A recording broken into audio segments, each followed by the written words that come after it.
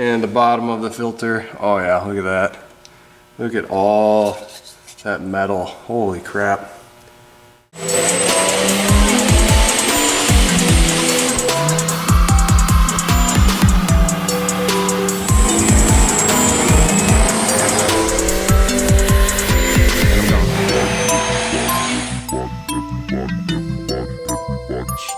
What is up, guys? Eric here from Racing Ram Fam, and today we're working on another project car.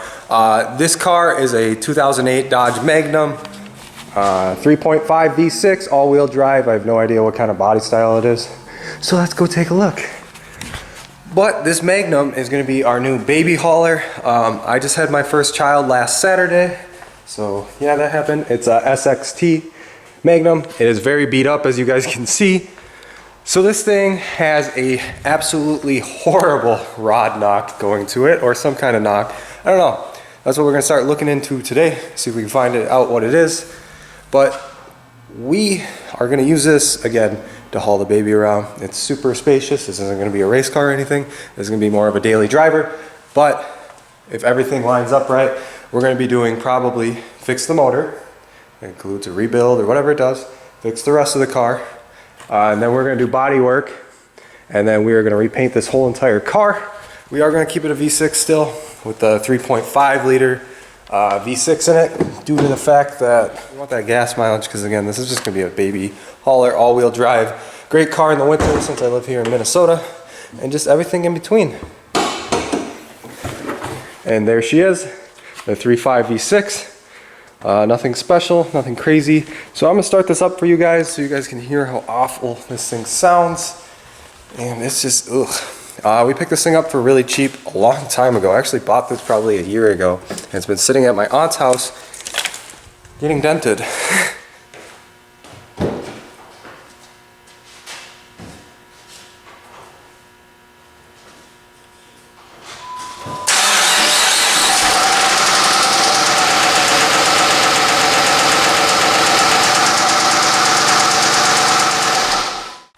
So you guys heard that. That was absolutely nasty. I actually drove this thing all the way back from my aunt's house to my new shop or garage house area place. And the whole time I was just gritting my teeth doing it because it sounded so terrible. Yeah, I'm gonna hook a scan tool up to it quick, and then we're gonna get this intake manifold off, valve covers off, and we're gonna take a look at the cams because it does sound like it either broke a piston or it broke a rocker arm or something. It's not misfiring really hard, so I kind of think it just broke a piston. Because when they break the skirts off, this is what they sound like. It's a really high-end knock. It's not in the lower end, it's really in the top end, so like a wrist pin or the skirt on the piston or broke a rocker arm or something. So we're gonna scan it and just see if that helps us with anything, because it doesn't have any oil pressure codes either, and that's usually if it spun a rod bearing. It has the oil light on because that opens up a giant oil gap and makes it so none of the rest of the motor has oil. But again, these are all just educated guesses. You don't really know until you start tearing into these things, and that is what we're going to do after we get the scan tool plugged in. It's just got a bunch of O2 sensor downstream codes, so I don't know if they're unplugged or what, or they're just bad. They're going to be just bad. And then it had some EGR recirculation codes. The tach doesn't work. There's just a lot of things that we gotta take looks at before we dump a bunch of money into this thing. So this is gonna be, is it actually worth? We paid $600 for this car when the roof wasn't all dented. That was kind of my fault for the roof getting all dented. It was a really clean car, no rust, no anything, just the rod knock. And then I got really busy with the house and life, and the roof looks like a cheese grater. So I'm gonna get these valve cover off and stuff. And if you guys wanna watch along, here we go.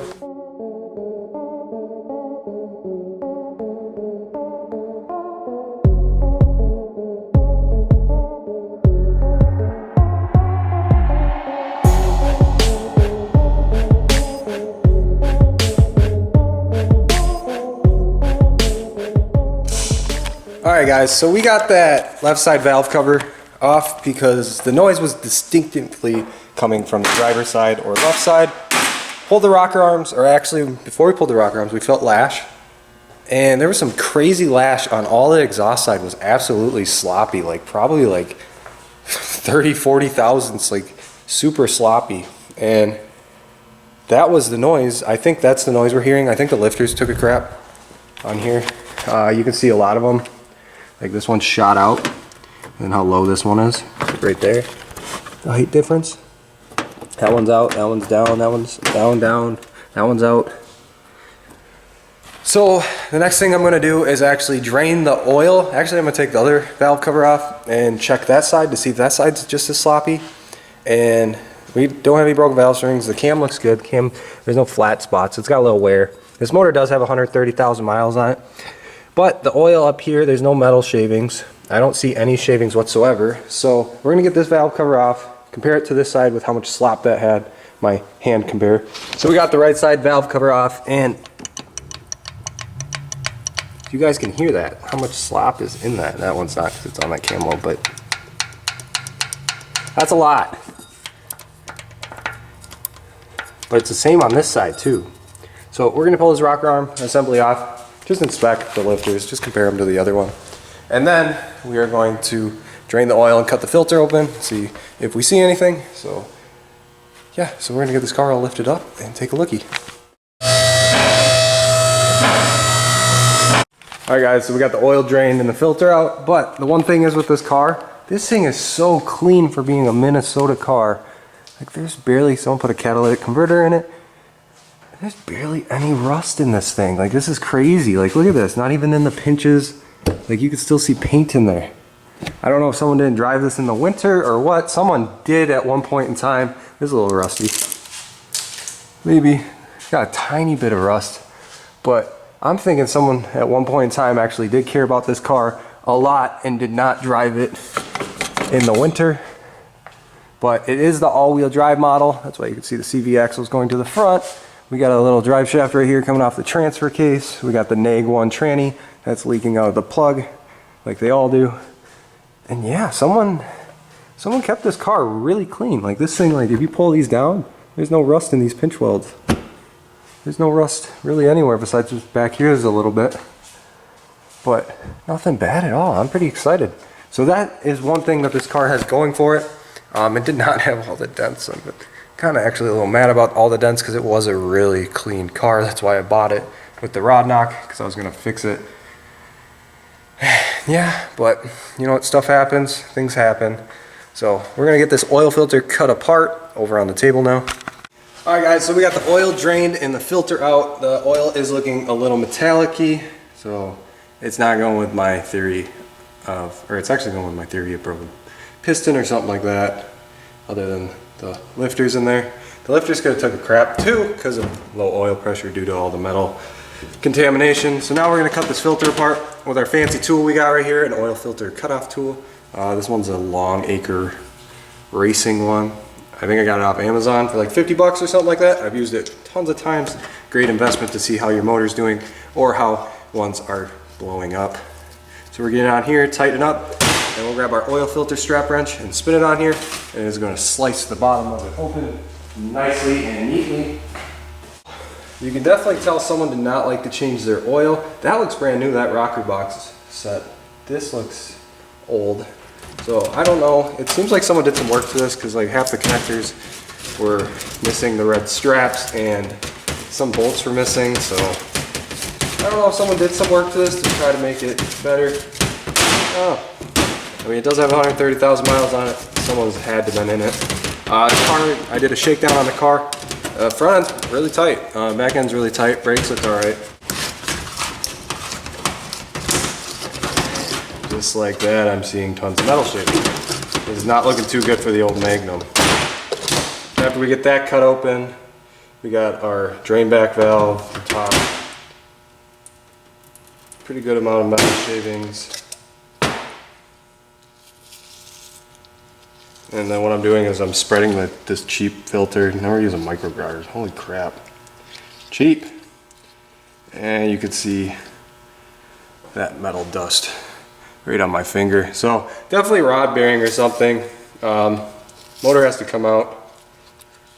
Nonetheless, thing that holds up the filter. And the bottom of the filter. Oh yeah, look at that. Look at all that metal. Holy crap. I don't know how well. Oh yeah, see the silver? Lots of metal. So Magnum motor got to come out to get more assessed to see what's actually going on here. I don't know if I'm going to be dropping the whole subframe, tranny, and everything out at once, or if I will be pulling the motor out the top. I'm going to take a little click. I'm going to take a better look at it and decide, but I think we're going to call this a video for tonight, guys. Yeah, Dodge Magnum baby hauler, just working on it. Definitely a bearing or something in the motor. It wasn't something easy like a lifter, so I'm guessing these lifter collapsed due to low oil pressure, because they had no oil pressure going to them, so they hit the bottom of them and they just break them. So yeah, guys, thank you for watching. We'll be back in the next video, probably working on the baby hauler or working on the old 5.9 truck, getting that cold air intake on. SRT10 is doing good. We got to finish the exhaust on that, the twin or single turbo. I always want to say twin turbo SRT10. Single turbo SRT10. That's doing great. Drove it around a lot. It's doing good on my tune and everything. And yeah, so thank you guys for watching. As always, keep it boosted, and we'll see you guys in the next video.